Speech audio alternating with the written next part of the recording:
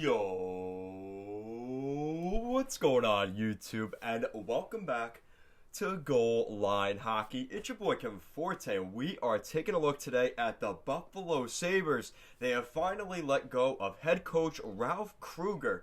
We're going to be taking a look at his replacement, the state of the Buffalo Sabres in this video. If you guys like what we're doing here at Goal Line Hockey, want to see the latest news around the NHL, you guys know what to do. Make sure to give this video a big thumbs up and an even bigger subscribe down below. And let's take a look at this big news out of Buffalo. So, the Buffalo Sabres here, Wednesday morning, March 17th. The Buffalo Sabres have hit a huge turning point, hopefully, for their franchise. The Buffalo Sabres this morning let go of head coach Ralph Kruger. They have fired him, and we will see a new coach come in, Don Granato, as his replacement. Not an interim replacement, the full-time head coach replacement of Ralph Kruger. This is the first big move we've seen from Kevyn Adams since he came into Buffalo in terms of management.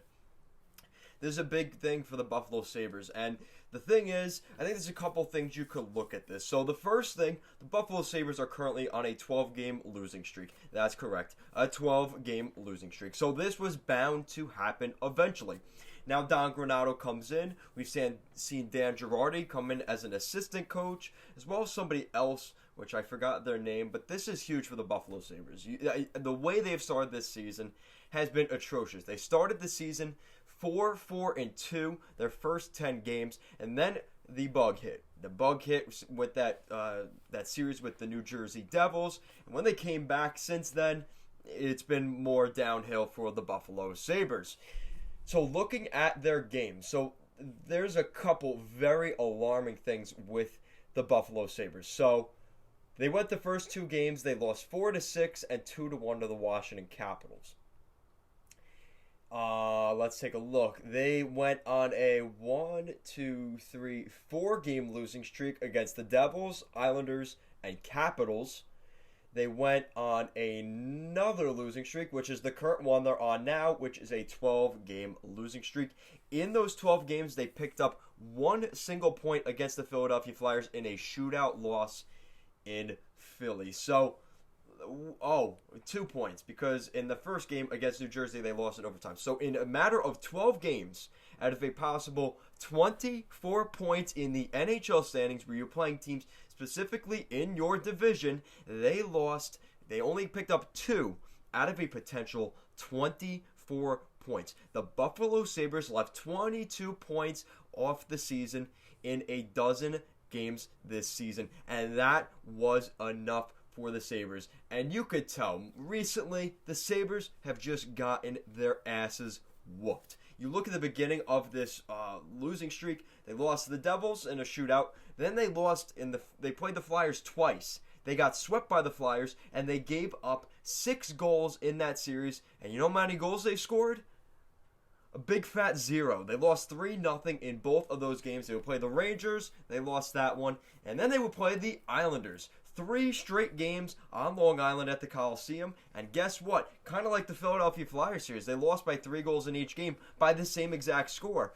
5-2, 5-2, and 5-2. I'm not making this up. This legitimately happened to the Sabres. So they lost 2 games against Philly in a series by a score of 3-0. They lost to the New York Islanders in a 3-game set against the Islanders at the Collie. They lost 5-2 in all 3 of those games. And maybe they would turn it around since then, right? Nope, you're wrong. 5-4 shootout loss. They lose to the Penguins 5-2. They lose to the Penguins 3-0. They get absolutely destroyed by the Washington Capitals 6-0. And the last game for Ralph Kruger as head coach of the Buffalo Sabres, a 3-2 loss last night. And that is it for Ralph Kruger in Buffalo. The team's record, 8-16-4 on the season. Not good enough for the Buffalo Sabres, and this team is where they belong to be. This is not a team that deserved to do well this year. You saw it right off the bat. 6-18-4. Just want to correct that. 6-18-4, a minus 37 goal differential. That is second worst in the entire NHL behind the Ottawa Senators.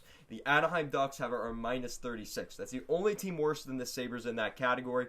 You look at that point percentage, the worst point percentage in the league. A point percentage over 28 games, .286 point percentage. That is miserable. So they are winning about 28, rounded up to 29% of their games this season. And that's not even wins, that's points. So they are, in any given night, there is a chance they don't even pick up points. And, at pretty much 7 times out of 10, the Buffalo Sabres will not pick up a point in a given game so far this season. 7 out of 10.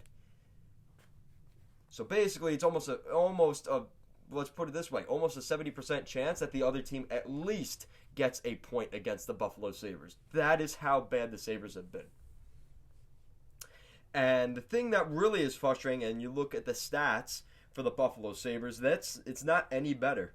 And the problem with the Buffalo Sabres that I'm really seeing is the lack of just any sort of, I've said this since the beginning, they look lethargic. They look like they're not even playing out there. And the Buffalo Sabres, you're seeing their top point producers. Would you believe that their top point producers are Victor Olofsson and Sam Reinhart with 19 points? Victor Olofsson is actually playing quite well. And a lot of people are saying, oh, Olofsson's not that good, this and that. He's got 19 points on the season, so he's doing quite well. Taylor Hall, despite the struggles he had early on, he now has 16 points this season. He only has 2 goals, though. So that's an issue there. Jack Eichel, 18 points. That's second best on the team. And he's only played 21 games compared to the rest of the team, which has played half a dozen more games. Obviously with the bug and everything, he's been out of the lineup. So, Ristolainen, 8 points. He was out with the bug. Eric Stahl, 10 points. Dahlin, 11 points. When you're looking, now this is the most alarming thing. You look at the top goal scorers. You have Sam Reinhart with 11. That's actually pretty good. Congrats to Sam Reinhart. Despite all the struggles in Buffalo, he's actually playing quite well. And if they were to trade somebody at the trade deadline for some value, he actually is a guy you could look to trade. And I know that sounds crazy, but if he's a restricted free agent this offseason and he's doing well, maybe it's best to trade him while his value's high. Victor Olofsson with 8 goals. Toby Reeder with 5 goals. He is number 3 on the Buffalo Sabres in goals this season. And guess who's behind him? No, it's not Taylor Hall. No, it's not Jack Eichel. And it's not Jeff Skinner either. It's Curtis Lazar with 4 goals. Yep. You know who also has more goals than Jack Eichel? Dylan Cousins, Riley Sheahan, Rasmus Ristolainen, Eric Stahl, Dylan Cousins, Colin Miller. All have more goals than Jack Eichel this season. Let's just think about that for a sec. Yep. So, what's wrong in Buffalo? A lot of things. And we're looking at power play. Actually, not bad. Their power play has been pretty lethal, despite their losing efforts. 9th best power play in the league. 26% for the Buffalo Sabres. Not bad. That's respectable. Right in the middle of the pack in terms of penalty kill. 79.7%. That's 15th best in the league. So special teams isn't an issue. Goaltending. Goaltending. That's a funny one. Linus Ullmark is leading the way in both save percentage and goals against average. Save percentage is a .919, which is pretty solid. And I think goals against average is more of a team stat, so I'm not necessarily looking at that. But Jonas Johansson and Carter Hutton are both above 3 goals per game when they're in between the pipes. Carter Hutton and Jonas Johansson having .884 goals against average, .88 save percentage together. So it's just not good enough. And Linus Ullmark has 5 wins on the season for the Sabres. That's the most. Carter Hutton, he's got 1 win under his belt this season. Now they're not going to let me click on Carter Hutton. Okay, here we go. Carter Hutton has started in 11 games. 1 victory for Carter Hutton. Jonas Johansson, he started in 7 games. And he has a big fat 0 next to his wins. So, safe to say, the Buffalo Sabres are not in the best spot.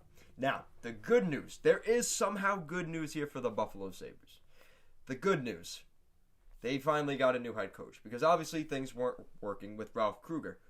The second good thing, they did not sign Eric Staal or Taylor Hall to massive contracts last offseason. They signed them to one-year deals, which I think is good because even if these guys, even if they don't trade them at the trade deadline and they walk away in free agency for nothing, that's better than having another Jeff Skinner-esque contract on your roster, which could hurt in keeping guys like potentially Rasmus Ristolainen in a year or two, or Dylan Cousins when his ELC is up, or when you have to sign Victor Olofsson again. You have the money to sign those guys in a couple years.